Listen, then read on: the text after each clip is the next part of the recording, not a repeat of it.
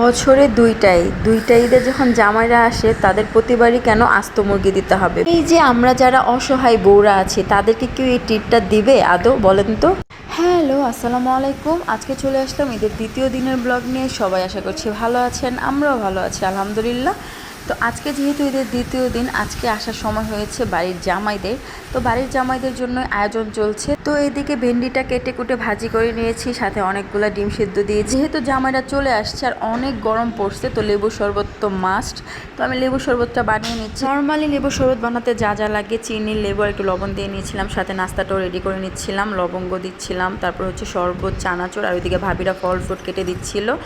তো এদিকে হলুদ লবণ দিয়ে মুরগিটাও মাখানো শেষ। এই যে মা কেমন করে ব্যাঙের মতো মুরগিটাকে কেমন করে যেন বেঁধে নিয়েছিল, যেটা আমি পারি না। তারপর আমি হলুদ লবণ দিয়ে মেখে নিয়েছিলাম ভাজার জন্য। আর এদিকে বড় ভাবি আমাকে ডিমটা ছিলে দিয়েছিল, তারপর আমি হলুদ লবণ দিয়ে ভেজে নিচ্ছি। এই তো ডিম আর ভেন্ডি ভাজি হয়ে গিয়েছে। মাঝখানে দেখিয়েছিলাম আপনাদের মুরগি হলুদ লবণ দিয়ে মেখে নেওয়া হয়েছে, ভেজে এটাকে ভুনা করা হবে।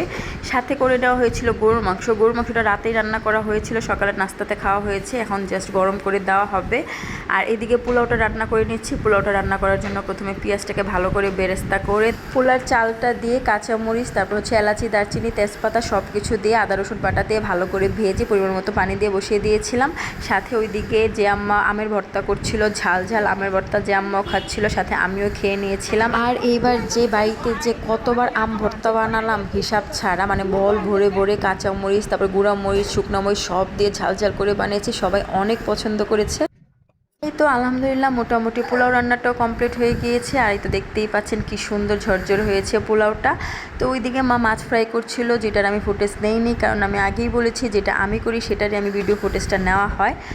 তো মুরগি রান্নাটাও কমপ্লিট, প্রায় কাঁচামরিচ আর জিরের গুঁড়ো দিয়ে নামিয়ে নিব। যেহেতু দুইটা জামাই এসেছে, তো দুইটা আস্ত মুরগি করা হয়েছিল আর পিস পিস মুরগি করা হয়েছিল সবার জন্য। আর এদিকে ঈদের সময় জামাইরা এসেছে, তো সেমাই তো দিতেই হবে, তাই বিকেলের নাস্তায় আমি সেমাই রান্না করে নিচ্ছিলাম। আর ভাবি তার বাবার বাড়ি গিয়েছিল ঈদের পর দিন সকাল, তো বিকেলে আসার সময় বাইরে থেকে মুগলাই পরোটা নিয়ে আসছিল, সেটাই নাস্তাতে দেওয়া হবে। আর সেমাইটা আমি ননদকে রেডি করে দিচ্ছিলাম। তো ননদ তো নাস্তা টাস্তা নিয়ে চলে যাচ্ছে, আর ওইদিকে আমি আর আমার বাচ্চাটা মিলে মুগলাই পরোটা শেয়ার করে খাচ্ছিলাম।